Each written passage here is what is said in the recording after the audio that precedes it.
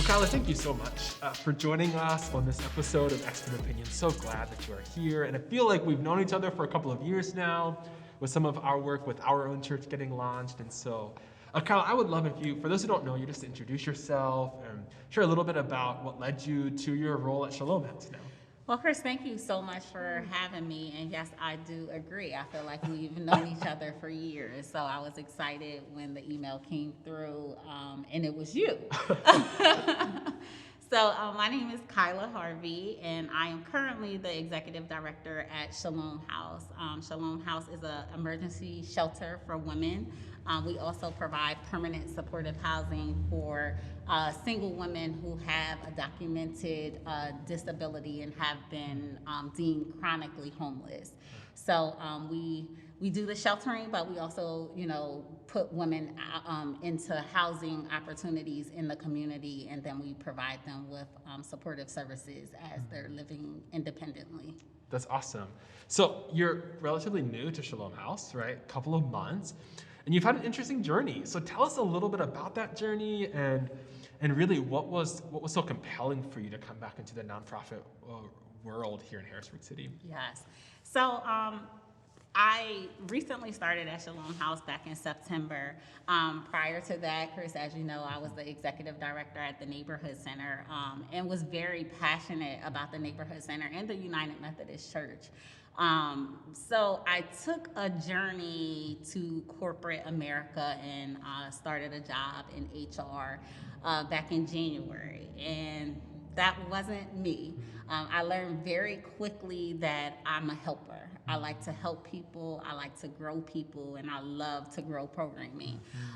So I immediately identified that void in the work that I was doing corporately. And I started praying. I started asking God for guidance, and He led me back to the Shalom House. I served as a board member for the Shalom House during my graduate studies, and I stayed connected with the organization because I believed in the mission for the women. One of the board members reached out for a catering job. As you know, I'm a jack of all trades. You are. I'm always impressed with how many things you're doing, Kyla, and where you're involved. So one of the board members reached out in regards to catering and then shared that, they were searching for an executive director. And so as I was continuously praying and, asking God for guidance, my family felt like this is probably what the answer to your prayer was. So I took a leap of faith. I applied for the position, and I've been there learning the funding structures, and of course housing is very different than youth development. That's right. So I've learned a lot in these last couple of months, but I am really, really excited to be back into being able to serve our community. That's awesome. So thanks for coming back to the nonprofit world. Sorry, corporate America didn't get to keep you too long, Yes. but you came back and wanting to help. So tell me a little bit more just around Shalom House. Like, is it located in Allison Hill? It is. Okay. We are located on 15th and Marcus, so right behind the Rock Church. That's great. Yeah. So just a little bit more around some of the programming, or what does it mean? So you do emergency care for women, Yes. and some housing as well. So Yes. really tell us a little bit about what does a week look like? What does kind of your ministry or organization look like? Okay, so women and children that are experiencing homelessness can stay at Shalom House for about 45 days. Okay. There are cases where women have to stay a little longer than the 45 days. During that time, we provide them with a safe space to live. We provide them with food. We provide them with life coaching, case management. So through that 45 days, we're really working intensively to get them back on track. For whatever reason they are experiencing homelessness, we want to really dive deep with them and come up with a plan so that they don't have to experience homelessness again. That's a very traumatic situation to not have a place to live.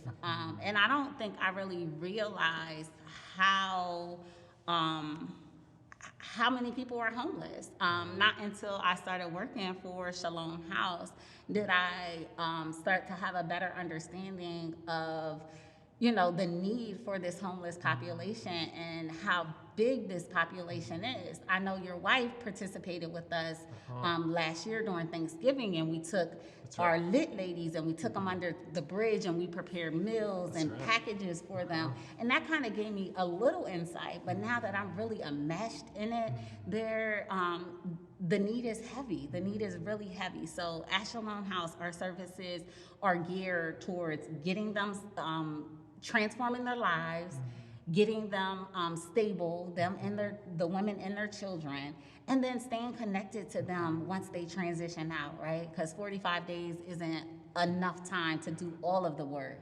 It just allows us to get started. So we try to stay with our families. We have women that leave the shelter after the 45 days and they come back because they've made a connection. So I am really focusing on building a house, a home that they feel comfortable coming to, whether they're homeless or not. If they just need some support, some guidance, some redirection, some advice, that's what the Shalom House family is there for. So tell me, I so appreciate that. Just like even the language you use of just like creating a home, right, for women who are experiencing significant things in their life, who are experiencing a level of homelessness. And so just help us understand a little bit around just the needs of the women that you are encountering or in working with, right? And so often what leads them to you and what kind of are substantial needs or what's going on in their life when they kind of show up at Shalom House? So what I've learned is that a lot of people experience homelessness based off of voids that they have in their lives. So maybe they don't have a strong family support system. And it's hard enough being a mom, let alone being a single mom. And we deal with a lot of women that are single. There's not a father there supporting the family. It all's falling on mom. Mom may have multiple children. And despite working, the income is not enough. It's not enough to keep the house intact. Mental health issues, substance abuse, trauma. Women have went through domestic violence situations, and some of them are fleeing, fleeing the person, and they just need somewhere safe to go to regroup. Yeah. So we see a variety of issues as to why women come to the house. A lot of mental health issues that are just like not managed appropriately, and a lot of just basic needs. We don't have enough money to make ends meet. So tell me and so it's interesting because even in our season of Expert Opinion, we're talking to you, we're talking to two other people who are providing housing in the city. And what's interesting is I initially thought, well, we should only have to talk about one organization who's talking about housing, but I realized there's different people who are coming in at different angles. And what is your knowledge or kind of homelessness even in our city or in Dauphin County? And maybe you don't, maybe no, but I'm just curious of like, it seems like it's high. It is very. It's a significant need. Do you know why? Or even in 3 months, what do you sense? Or what is the gap that's being missed for people who are experiencing a sense of homelessness? Well, there are multiple organizations out here, and I think the knowledge of, once a person starts to experience a decline in their typical lifestyle, they're now approaching this traumatic situation and they don't know how to navigate the systems that are put out there, right? So they don't know. That's right. They don't know where to go to get help. And there is preventative measures out there. I know Help Ministries provides rental assistance programs, but if our people are dealing with mental health issues, children, and trying to just navigate the day-to-day, they really struggle with connecting to those resources. So for me, I feel like from a preventative stance if, like similar to what the Camp Curtin YMCA is currently doing with having a trauma responder identify at their branch. So for people that need emergency needs, like maybe it's, I'm in a bad situation and I need somewhere to stay safe tonight, like they can call the Camp Curtin YMCA. I think if we start having organizations that are kind of like a one-stop shop that are in the community that people feel comfortable going to, like the Salvation Armies, and they can just drop in and get connected. I think a lot of times our individuals struggle with making that connection, and then things start to downward spiral, and then they're homeless. Yeah. They're homeless, That's and they're right. not connected. That's right. I appreciate that you named some organizations even who help do some preventative work, help ministries, who are helping to fill in this gap. But Yes. if for some reason people who, because of trauma and just the uncertainty of life, they get to a place where they're unhoused, how to really support that. So you've been in the city for a while, right? And you've worked at Neighborhood Center. Your husband works at the Y, at Camp Curtin, and shout out to him, Yes. right? Tell me, what would you say are some significant just needs in the city? Like, for maybe big needs or small needs, what do you hear? And in just the various communities in the city, you're now Nelson Hill, you were once in kind of Midtown, Uptown. Like, what would you say to that? So my experience being in the Allison Hill community has been very different because, as you said, I have worked at the Camp Curtin Y for several years, and that's in Uptown Harrisburg, and then I moved to Midtown, so it looks very different than what it looks in Allison Hill. And I remember my first couple of weeks at Shalom House, I started assessing like the community. We have kids that play in the church parking lot, but they don't really have it's a basketball court out there. Like there's just no guidance for the kids. And we have the Boys and Girls Club, but that's all the way on the other side of Allison Hill. So that middle section of where Shalom House is located, there is a huge need for, some youth programming that extends into like the after school hours, somewhere safe for those kids to go. And collaboration. I think a lot of times in the nonprofit world, we're all fighting for the same dollars, right? We're all fighting to keep our mission alive.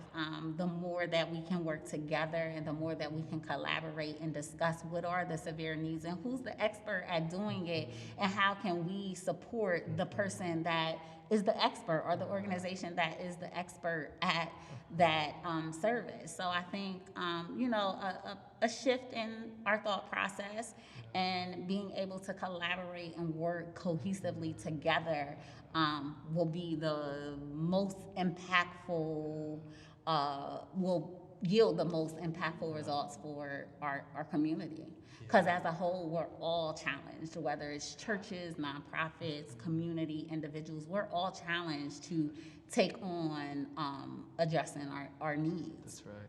And recognizing that in every part of the city, the needs are so different, or it looks different, or the different organizations who are there, and different, even physical, right? Yes. Even just the physical landscape of Uptown, where the Camp Curtin is, right? Yes. It's so different than where you are at 15th and Market, right? Right. And it was very different from being at Neighborhood Center. That's like right. my husband will always tease me and say, "Hey, you're in Midtown." Like You are, and it is straight up Midtown neighborhood. is not like No. Uptown. 6th No. Street, you get a different vibe than you get on 3rd. That's so right. And it's such a it was such a neighborhood feel at 3rd and Neighborhood Center where the Camp Curtin Y, it's such a different. It's very different. Right? Difference that are happening, right? So part of that is, I think even for us, even as a church, so some people will be watching this from the church and recognizing that there are different things different needs in different parts of the city, and each city is so distinct, and then the population, just the needs, and even what people look like, vastly different, right? But part of that also is recognizing the stereotypes that we have about different parts of the city, right? And so people are like, I'm from Midtown, or like it's easy for someone to be from Midtown or downtown than from the Hill or from Uptown or Camp Curtin, whatever it is. Or by Italian Lake, which the houses there are so much different than the houses on the Hill.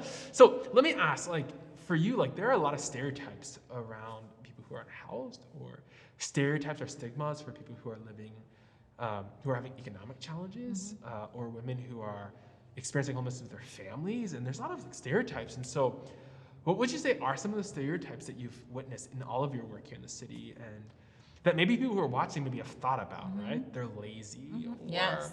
what would you say are some of the stereotypes, and then how would you want to change some of those stereotypes around just fellow people in our city? Yes, I would agree. There are a lot of stereotypes placed on people who experience homelessness, and a lot of what I see is the laziness, or they're just not trying, or well, why can't they do that? Sometimes they just can't. Yeah. When you're dealing with depression, it's hard for you to get up just to even go outside of the house, let alone figure out where you're going to live. And sometimes you just don't have those encouraging people in your life to say that you're capable and you're able to do these great things. So that self-worth, that people who experience traumatic issues in their life, like it's really low. And so those stereotypes definitely impact the individual and how we work with them. I have my own personal journey, so I know firsthand. I was a single mother of a daughter, trying to get my education and build a career for myself, and it was extremely hard. And so I often, in my approach when I'm working with clients or even with my staff, I've been taught to be strength-based. There's always some positive in the midst of all of the mess. There is one positive thing that we can point out for that person to build on. Because I've been there. I've been there. I was a working poor. I've utilized Section 8. I've utilized food stamps. I've really had that journey. It looked a little different, and I had family supports in place, but it was still hard. So I can directly relate, and I remove judgment, because right now we're in a pandemic. That's right. Even the most wealthiest people are having challenges as it relates to COVID. So we are all vulnerable right now. That's right. And I hope that through this pandemic, we learn to, be a little softer, be a little more empathetic, because people need that support in all walks of life. So I would love to. So you just shared a little bit of your story. Thank you for doing that. What did you wish people would know, or what do you wish people would think about you or help you in that moment for you, right? As you reflect upon that, like I sometimes wonder. Sometimes people are judgmental, or we say sly comments, right? Or we're not helpful, or we turn an eye. So I wonder for you, like, what did you, or as you reflect, what did you wish people would do or help you with, or say or not say? Was it helpful, even a way for us to think about people who are struggling? I think personally, as I was navigating through the system and trying to figure out, life for myself and my daughter, I think I personally placed a lot of high expectations on myself, and when I didn't meet those expectations, I would get down on myself. And so having someone there to tell me, to coach me back up and say, okay, this is a barrier. Let's just rework the plan and come up with the next step. I think those accountability partners, those people that can redirect that negative experience that you may be going through, because we're all going to have some challenges, right? Life isn't just going to be perfect.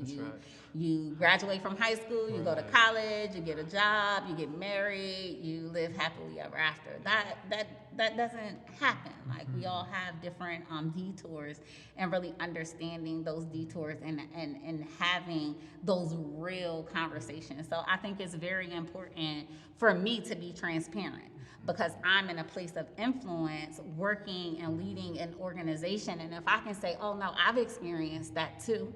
So that level of transparency from other professionals within the community helps build hope, right? I try to just display that. Like, I wasn't perfect. I didn't make good decisions all of the time. Even just my decision to leave the neighborhood center, that wasn't the best decision. I made a decision based off of things that really shouldn't have been included in that formula. But it was a decision I made, and I grew from that experience. So I think there just needs to be more transparency and more support, because people value, your realness. That's right. Yeah, I appreciate that. And in the midst of the realness is a sense of like, we all have stories, we all have journeys, right? Like, even the reason our church is named The Journey is because we recognize, at least I recognize, that like everyone has their own journey. And the journey is perfect, and it always has twists and turns. And I believe that like God meets us in the midst of our journey, whether we liked it or not, whether we chose to or not. God meets us in that journey, and it's a healing journey, right? And so even for you, when you think about Shalom House, what are right now some of the things that you're having to navigate because of COVID, and what are some specific needs that your organization has in this moment? So because we are congregate care, we had to decrease our capacity to 50%. So our house isn't full, it's at COVID capacity. That's been a challenge because we had to decrease and all shelters had to decrease. It didn't decrease the number of people needing somewhere to stay, right? We recently were awarded some dollars to create a pop-up shelter at a hotel so that other shelters can utilize these hotel spaces to house more people. So, as we're going through COVID and as, organizations are being stretched as it relates to budgets and dollars, just encouragement. Encouragement coming through. We need life skills classes. So, things look different. Yeah. In the past, we would have people come in and facilitate life skills, or our women would go out and participate in life skills. But with COVID and our numbers rising, we need people that are willing to, change the format and do some virtual learning opportunities with our women. Our staff are fully equipped to address their day-to-day needs, but I think that variety of other women and professionals, that presence in the house, it shows the women that not just Shalom House family cares. Like, you have a whole community out here that cares about you and your family. So that's one way to help our mission. The other way is continue to keep us in prayer, right? COVID hasn't been all bad, right? There's dollars that have come down to really keep nonprofits running and sustaining and being able to, continue the great work that we all do in the community. But we need prayer. We need prayer that our staff don't get infected with COVID, that we don't have to shut operations down, because every day those are things that we're faced with. If someone gets a cold, is it COVID? You're gonna probably have to stay home until you get a COVID test, and we know that it's not. But we don't have a lot of staff, so how do we fill in those voids? It's a really challenging time, but that prayer, I'm really big on, God's covering for us as a community, as, a nation that, while we're in this pandemic, He's going to continue to protect. There are going to be, tragedies as we've seen, but, for us to continue to pray for each other. That's awesome. And what I hear in that is just like, how does the community come together for your organization, for others? How are we just rallying around people? And I think part of that is, over this past year, there has been, at least in 2020, like a resurgence of like Black Lives Matter. And I'd just love to know, like, even for you personally, how do you respond to that? And even as an executive director, how does your organization respond to that in this call to kind of uplift life? And so how do you respond to that? For us at Shalom House, our doors are open to anyone. Black, white, Hispanic, gay, lesbian, transgender. We are here to serve the need, not the person's identity or what they classify themselves as. We are willing to make changes if needed so that everyone that walks into that house is comfortable. Awesome. And we are going to support other organizations that are taking a stance to say, yes, Black lives do matter. Gay lives matter. Transgender lives matter. Right. Everyone matters. So we, as it relates to Shalom House, no one's turned away. And we will make the necessary accommodations so that everyone in our house is comfortable. That's awesome. I have just one final question. Outside, anything else you want to share just about Shalom House, about how people can get involved, or any other thoughts that you have? So Shalom House is really challenged or trying to step up to do some community revitalization. Shalom House over the last year has partnered with Social Enterprise Institute to create 2 additional organizations, which is Shalom Properties and Shalom Services. Our Shalom Services organization provides workforce development and working opportunities for women and men. And our Shalom Properties is looking at how can we build the Allison Hill community and how can we work with other community partners to make it great again.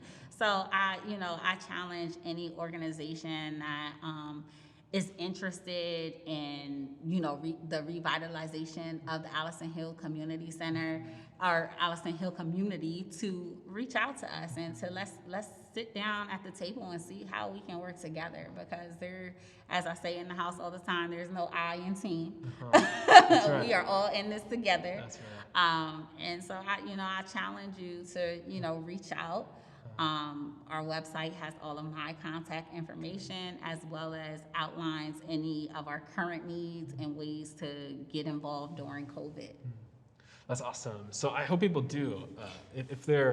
I know we have some people in our church who are passionate around women, who are passionate around homelessness, and so just knowing that you're an organization who's focusing on that right now. So let me ask kind of my final question. I'm asking everyone this question. So if someone's watching and they're like, I'm not really sure I'm interested in women, or I'm not really sure I'm interested in homelessness, but what would you say? What's one mindset change, or what's one thing that you wish all of us would think a little differently about, just because of the world that we live in right now? And what's one change, one mindset change that you hope that we will embody more as a people and as a citizen, as a community partner? I would think that I would like to say, find whatever it is that you are passionate about and really give it your all. For me, personally, I think about legacy. And what legacy do I want to leave for my community? What legacy do I want to leave for my family? And that always leads me back to helping others. The more people I can help, the more fulfilled I feel internally. And I challenge everybody to think outside of their comfort zone, think outside of what's comfortable for you, and do something that's completely uncomfortable. Yeah, that's awesome.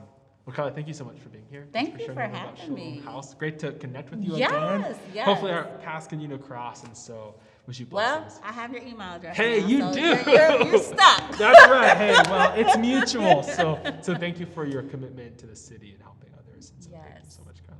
Thank you.